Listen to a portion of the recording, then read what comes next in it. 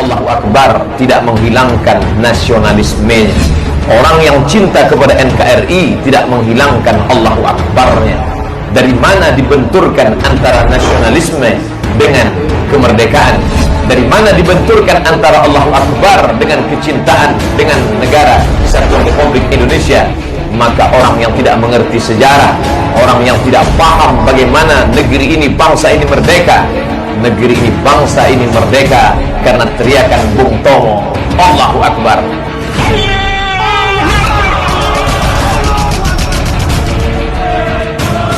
Fobia Islam, dia takut mendengar teriakan Allahu Akbar. Yang satu fobia nasionalisme, dia takut melihat kebangsaan. Ini keduanya tidak benar. Ketika kita mengatakan Allahu Akbar, hubbul watan minal iman, cinta tanah air adalah bagian dari keimanan. Saya pernah beberapa kali diskusi dengan para kiai berkaitan dengan baju jubah yang dipakai oleh orang Arab. Saya mau tanya sama adik-adik mahasiswa, baju Arab yang dipakai oleh Rasulullah itu ciptaan desain Rasulullah atau sudah ada sejak sebelum Rasulullah? Sudah ada. Yang merupakan dress code resmi orang Arab. Maka paman-paman Kanjeng Nabi yang dulu kafir Quraisy semuanya menggunakan pakaian itu. Ketika kemudian Rasulullah resmi dibaiat menjadi Nabi, Rasulullah tetap menggunakan pakaian itu. Kenapa? Karena Rasulullah mencintai budayanya, karena Rasulullah mencintai negaranya. Ada orang mengatakan begini, kalau orang-orang kafir Quraisy menggunakan jubah, orang-orang Islam menggunakan jubah, mal farqu bainahum, apa perbedaan di antaranya? Beda. Orang kafir Quraisy pakai jubah, tapi wajahnya penuh dengan kegalauan, wajahnya penuh dengan kemarahan. Sementara orang-orang Islam, pakaian yang dipakai jenisnya sama, modelnya sama, bentuknya sama, tapi wajahnya tabassam, wajahnya senantiasa tersenyum. Artinya apa? Dari cerita ini kemudian kita bisa menarik kesimpulan bahwa mencintai negara itu diajarkan oleh baginda Rasulullah Muhammad Sallallahu Alaihi Wasallam. Maka kemudian ketika masuk ke Indonesia, Hadratus Syekh Hasyim Asy'ari mengatakan hubbul watan minal iman. Yang lucu, saya pengajian di Surabaya, temanya nasionalisme. Saya mengambil qaul hubbul watan minal iman. Selesai ngaji, ada orang datang tanya sama saya begini, Ustaz, saya kaget. Ya Mas, saya mau tanya. Tanya apa? Hubbul watan minal iman itu hadis riwayat siapa? Ya Allah. Belum pernah ada orang mengatakan hubbul watan minal iman itu hadis. Karena yang nanya orang tidak paham, saya jawab hubbul watan minal iman hadis riwayat Muslim. Dia tanya, kok bisa Muslim? Ya bisa. Emangnya ada hadis riwayat non-Muslim? Karena yang tanya orang ngawur, jawaban saya juga ngawur.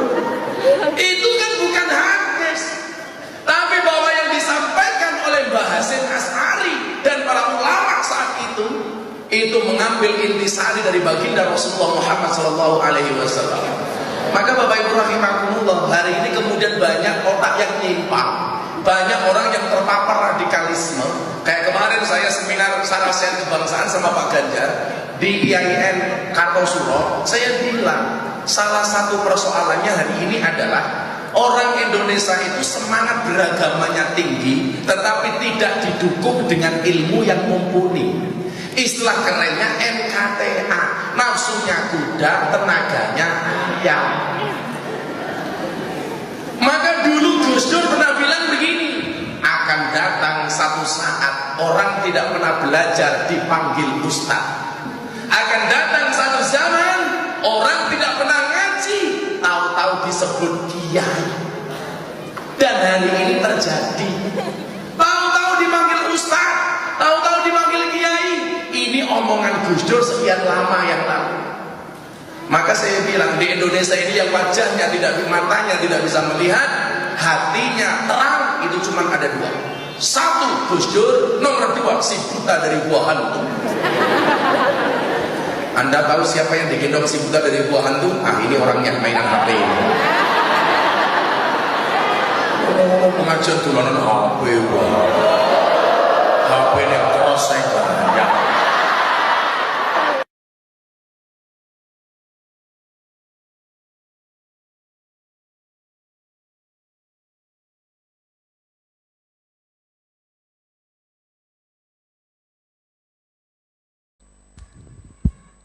Assalamualaikum warahmatullahi wabarakatuh.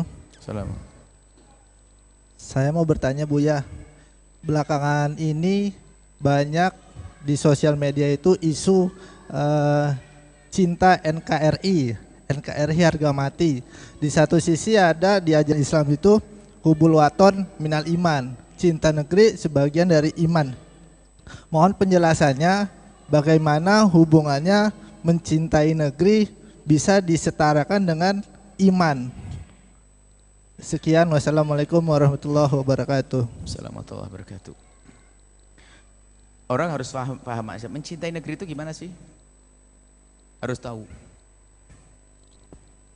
Mencintai negeri itu baru berarti kalau ada apanya. Ada manusia di dalamnya. Ada pertanaman di dalamnya. Ada air di dalamnya. Jadi bukan murni tanah itu, nggak ada artinya kalau hanya tanah saja. Anda akan diletakkan di sebuah tempat sendirian, ada tanah tok begitu, ya nggak berguna. Jadi cinta negeri adalah misalnya, aku mencintai Indonesia. Apa maknanya mencintai Indonesia? Apa bedanya tanah Indonesia dengan tanah Arab? Nggak ada beda. Apa tanah Indonesia dengan tanah Malaysia? Karena ada hubungannya dengan di situ ada kerabat saya, di situ ada sanak saudara saya, itu adalah orang yang ada manusia di dalamnya. Jadi cinta negeri itu maknanya adalah cinta perdamaian di dalam negeri, cinta kebaikan di dalam negeri untuk tidak membuat kerusakan di dalamnya. Itu maknanya cinta negeri. Apa selain daripada itu makna daripada cinta negeri? Kita harus mencintai negara kesatuan Republik Indonesia. Artinya apa? Kesatuan yang perlu dijaga. Hubbul waton misalnya, mencintai negeri adalah bagian daripada iman. Itu yang dibahas tentang kebenaran hadis ini. Tapi memang kalau kita tidak membela negeri itu maksudnya apa? Membela bangsa kita di saat diganggu oleh orang, kita munafik. Harus dong kalau ada penjajah, kita beri, ini kita mencintai negeri. Sejengkal tanah direbut oleh orang harus kita rebut. Lah cinta negeri itu seperti itu. Bukan cinta zatnya tanah saja, tapi karena tanah ini adalah ada pemiliknya, yaitu saudara-saudara kita. Maka kita pertahankan di dalamnya. Jadi kita harus paham makna cinta negeri itu, cinta negara kesatuan Republik Indonesia itu apa sih? Wong katanya ngaku cinta kesatuan Republik Indonesia, tapi aku bikin misalnya perpecahan, ya nggak bener. Cinta persatuan yang indah, cinta perdamaian, cinta keakraban kepada sesama, tidak saling hujat, saling caci. Negeri itu coba, di dalamnya adalah pohon. Alhamdulillah kita tidak pernah mencaci pohon beringin, pohon pinus, pohon nggak ada kan? Ada di sosial media dasar si pinus, dasar pohon jati, nggak ada. Tapi yang adalah caci maki si fulan, ya itu nggak cinta negeri. Mau kalau Anda mencaci pohon pinus saja nggak benar kok. Pinus Indonesia saya nggak seneng, enak enggak? Sama orang Indonesia kok musuhan satu orang negeri. Bulat, apalagi satu agama umat Nabi Muhammad sallallahu alaihi wasallam. Tapi nanti setelah itu adalah cinta umat Nabi Muhammad semuanya. Jadi negara kesatuan Republik Indonesia harus kita cintai, maknanya harus kita pertahankan persatuan. Tidak boleh ada perpecahan, tidak boleh ada penyakit di dalamnya, tidak boleh ada yang merongrong ketentraman negeri ini. Kita semua membela itu semuanya. Nabi menyebutkan man mata duna malihi mata syahidan, man mata duna irdihi mata syahidan. Orang yang mati membela kekayaan hartanya mau direbut orang, mati syahid kok dia. Orang yang mati membela kehormatan anak-anaknya, mati syahid kok. Jadi itulah maknanya kita pertahankan, ini adalah penghuninya kita jaga, jangan ganggu. Katanya kita cinta negara kesatuan Republik Indonesia, tantanya nyolong duitnya orang tetangganya. Korupsi cinta negeri, apa orang koruptor? Misalnya, nggak ada cinta negeri itu. Cinta negeri yang dimaksud tadi bangsa ini loh yang harus kita cintai, kita hargai, kita hormati. Cinta negeri embat sana embat sini mau apa dia? Nggak ada itu. Sama katanya cinta negeri, tulisannya gede NKRI, cinta negara kesatuan Republik Indonesia. Jualan saja bohong sama orang Indonesia, sama umat Nabi Muhammad bohong. Nggak benar itu. Jadi maknanya adalah bagaimana kita melestarikan negeri kita ini, tidak membuat keonaran di dalamnya, cinta perdamaian di dalamnya, tidak membuat kerusakan. Dan harus siapa yang pernah membuat kerusakan negeri ini harus kita waspadai. Dulu pernah dirusak oleh komunis, nggak boleh tumbuh di sini. Itu cinta, karena telah terbukti mereka membuat kerusakan. Penjajahan membuat kerusakan, nggak boleh lagi. Itu cinta negara kesatuan Republik Indonesia, dan jangan mau dipecah belah. Wallahu a'lam bishawab. Terus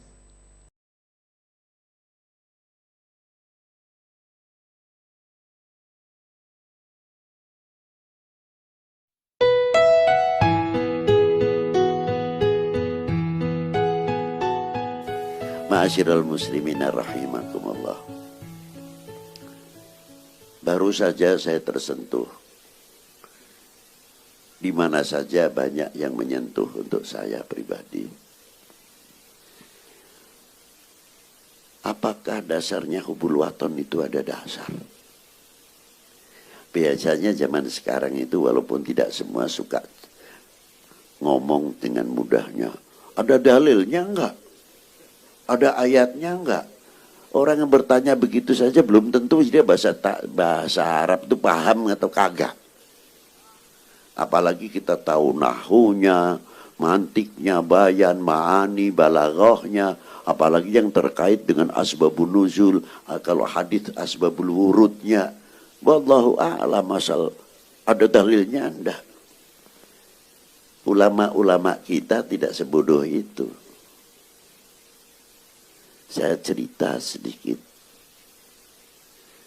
supaya kita ini tidak melupakan sejarah. Cek Sunda mah ayeuna seueur jalma keparmen obor cenah.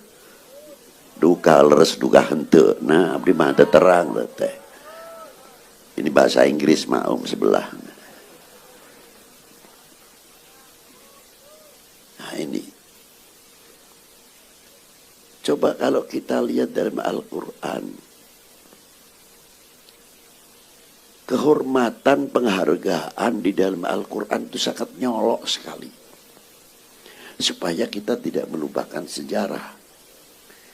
Ada surat Hud, surat Ibrahim, surat Yusuf, yang perempuan surat Maryam, yang para waliullah, para ulama suratul Kahfi, diangkat nama-namanya. Luar biasa. Dihargai. Di dalam Al-Quran juga ada maulud. Satu mauludnya Nabi Musa. Ketika beliau dilahirkan, sebelumnya ini sudah Fir'aun, sudah mimpi takut kalau kerajaannya akan runtuh oleh seseorang. Maka dia bertanya kepada dukun-dukunnya pada waktu itu, betul tidak takbir ru'yah kita mimpi ini apa? Benar katanya. Maka memberi undang-undang setiap bayi kelahiran laki harus diselesaikan. Hari itu juga pas lahirnya Nabi Allah Musa alaihi salam. Maulud bukan?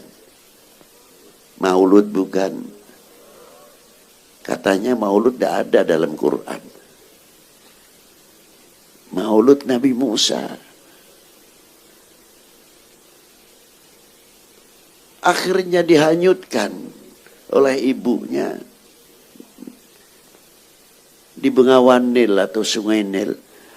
Ajibnya subhanallah, justru kotak yang berisi bayi itu larinya di mana pusat kerajaan Fir'aun itu sendiri yang menerima Siti Asia, seorang waliyah.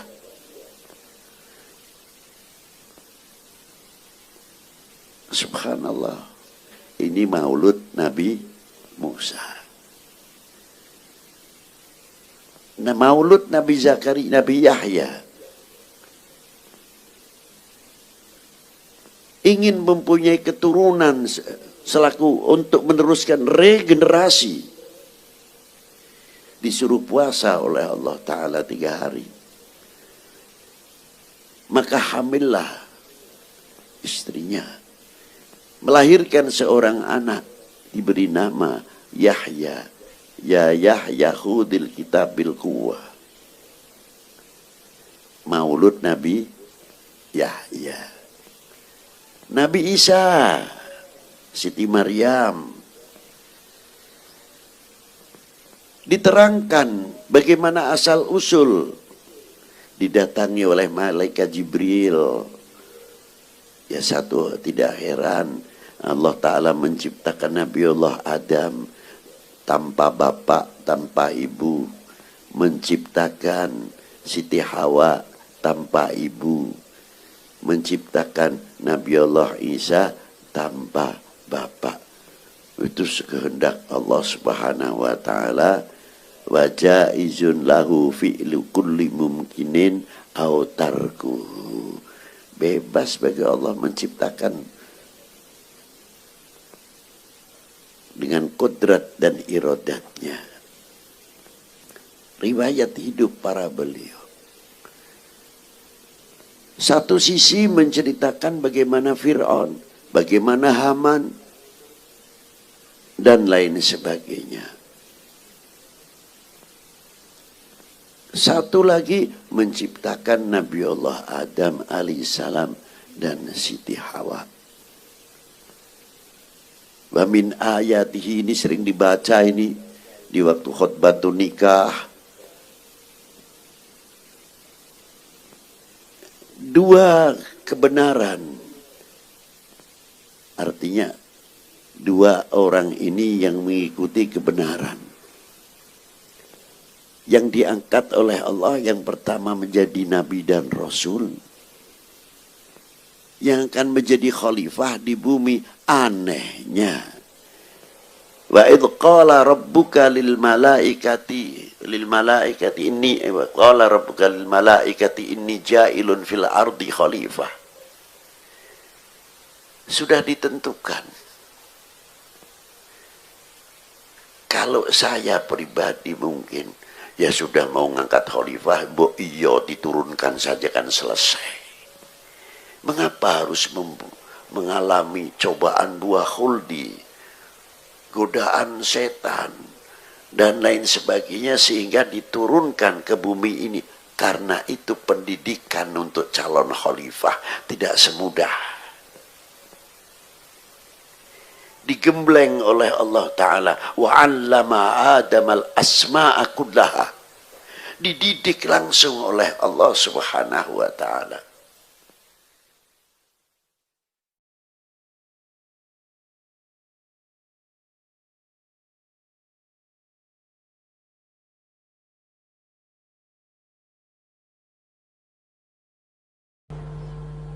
Islam tidak menggeser Pancasila, Pancasila tidak mengurangi keislaman kita.